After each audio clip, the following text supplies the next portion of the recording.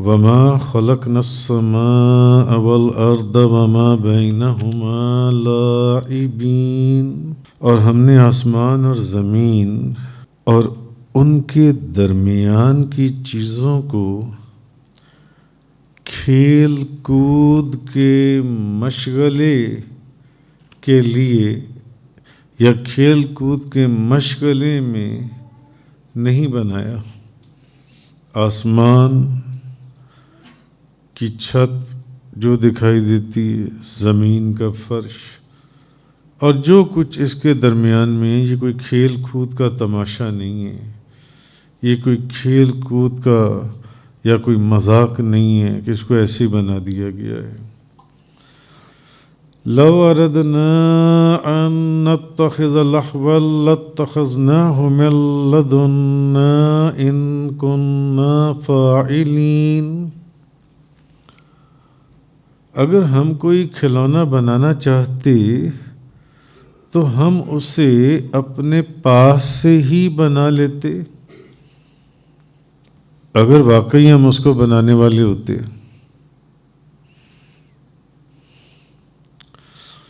بل نقذف بالحق علی الباطل فیدمغه فاذا هو زاهق وَلَكُمُ الْوَيْلُ مِمَّا تَصِفُونَ، بلکہ ہم حق سے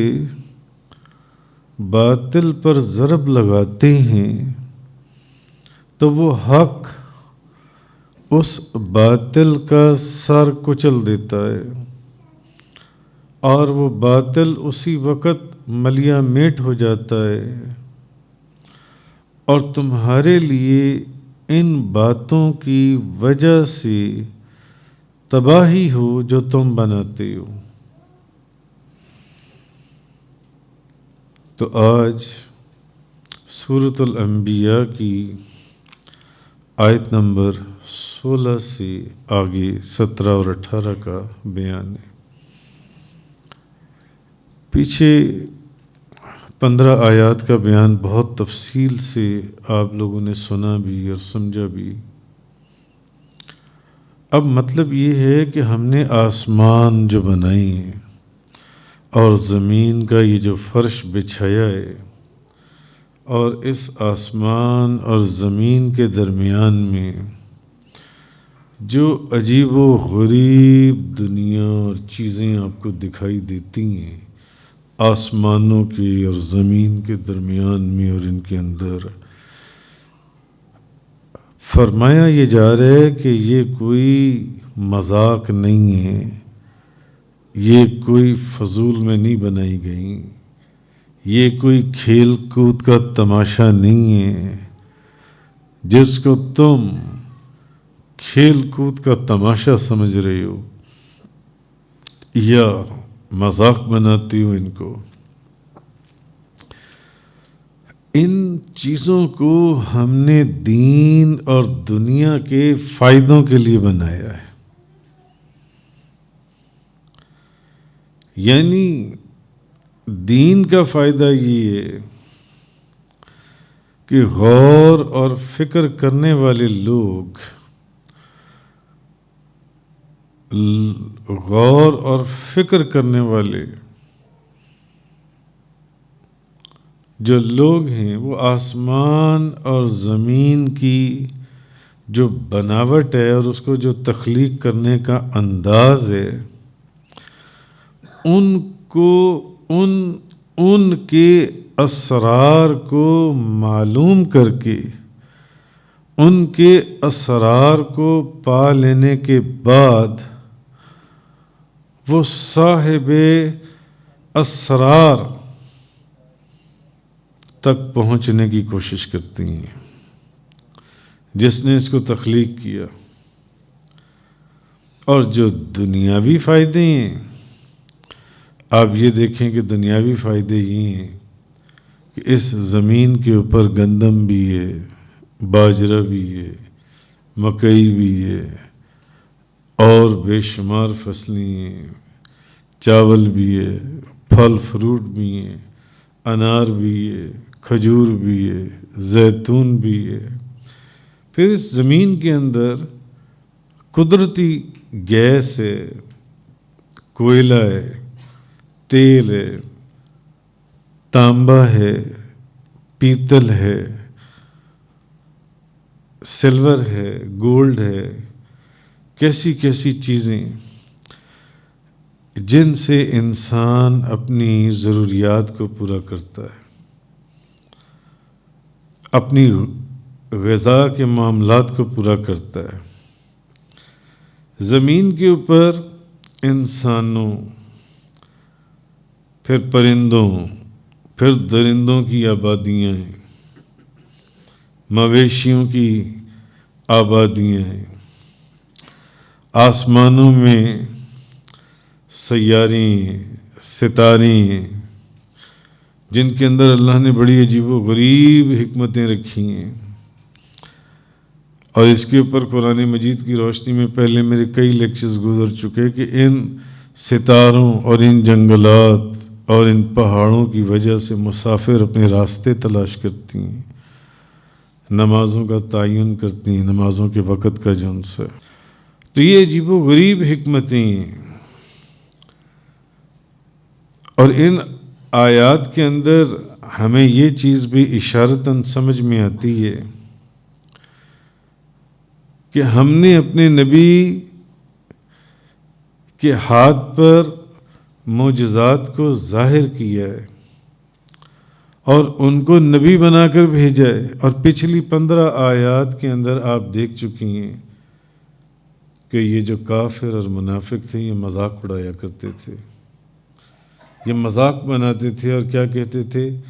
کبھی من گھڑت کلام، کبھی خوابوں کی دنیا، کبھی اپنی خیال آرائیاں، کبھی جادو اور کبھی شاعری، کیا کچھ ان کو بن نہیں پاتا تھا کہ کیا کچھ مذاق بنا دیں اس قرآن کا، اللہ کی وحی کا جن سے۔ تو یہ جو معجزات ہم نے نبی کریم صلی اللہ علیہ وسلم کے ہاتھ پر ظاہر کیے اور ان کو اپنا نبی بنا کر بھیجا، اگر خدا نہ خواستہ یہ پیغام جھوٹا ہو تو اس کا مطلب یہ ہے کہ پھر آپ کے ہاتھ میں جو معجزات ظاہر کیے گئی ہیں وہ پھر ایک کھیل کود کا مشغلہ تھا، وہ ایک مذاق تھا، پھر اس کا مطلب ہے اس کا کوئی فائدہ نہیں تھا پھر ان معجزات کا جو آپ سرکار صلی اللہ علیہ وسلم کے ہاتھوں کے پر ظاہر کیے گئے۔ تم اس کو کھیل کود سمجھ رہے ہو، تم اس کو مذاق سمجھ رہے ہو، تم اس کو بے فائدہ سمجھ رہے ہو، حالانکہ ہمارا کوئی کام لغو اور عبث نہیں ہوتا۔ اگر ہم نے کھیل کود کا مشغلہ ہی کرنا ہوتا تو ہمیں انسانوں کو پیدا کرنے کی ضرورت کیا آتی، ہم فرشتوں سے ہی اس شوق کو پورا کر لیتے۔ تم اس کو کھیل کود سمجھ رہے ہو، ایسا نہیں ہے، جبکہ ہمارا طریقہ تو یہ ہے کہ ہم حق کے ذریعے باطل پر ضرب لگاتے ہیں، حق کے ذریعے، اور ہم کھیل کود کے اوپر سنجیدگی کو مسلط کرتے ہیں، مگر تم نے اس کو مذاق بنایا ہوا ہے۔ مسلسل تم ہمارے نبی آپ سرکار صلی اللہ علیہ وسلم کی تکذیب کرتے چلے آ رہے ہو۔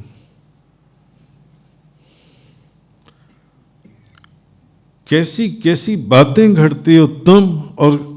جبکہ گھڑنے کا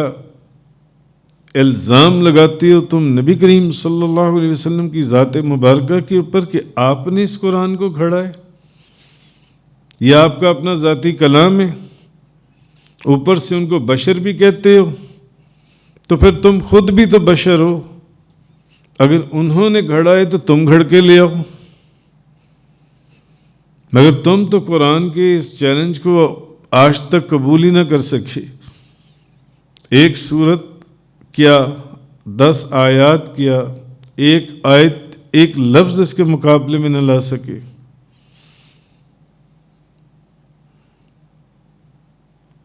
مسلسل تم نبی کریم صلی اللہ علیہ وسلم ہمارے نبی کی تکذیب کر رہے ہو. کبھی قرآن کو ان کے خواب کہتے ہو کہ یہ ان کے خواب ہیں، خیال آرائیاں ہیں. یہ خواب دیکھ لیتے ہیں کہ کوئی جنت کا میدان ہے، وہاں پر دریا بہہ رہے ہیں، وہاں پر حوریں اور فرشتے ہیں، اور وہاں پر یہ نعمتیں ہیں. مذاق کرتے ہو. اور جب وہ بات بھی نہیں بن پاتی تو پھر اس کو جادو سے تعبیر کرتے ہو. وہ بھی نہیں بن پاتی تو پھر اس کو شاعری سے تعبیر کرتے ہو. اور شاعری بھی جھوٹ کے معنی میں اس کو تعبیر کرتے ہو. اس طرح کہ تم اعتراض کرتے ہوئے حق سے منہ موڑ رہے ہو اور باطل کے ساتھ کھڑے ہوئے ہو، تو تم اپنے آپ کو عذاب اور ہلاکت کے اندر مبتلا کر رہے ہو. اپنے آپ کو عذاب اور ہلاکت کے اندر تم مبتلا کر رہے ہو. یعنی سمجھایا یہ جا رہا ہے کہ باطل کو چھوڑ دو. تم جانتے ہو کہ سچے نبی ہیں، جھوٹ کو چھوڑ دو اور سچ کے پر قائم ہو جاؤ. وآخر دعوانا ان الحمد للہ رب العالمین. تفسیر قرآن کا یہ لیکچر انگلش میں سننے کے لیے براہ کرم ڈسکرپشن میں موجود لنک پر کلک کریں.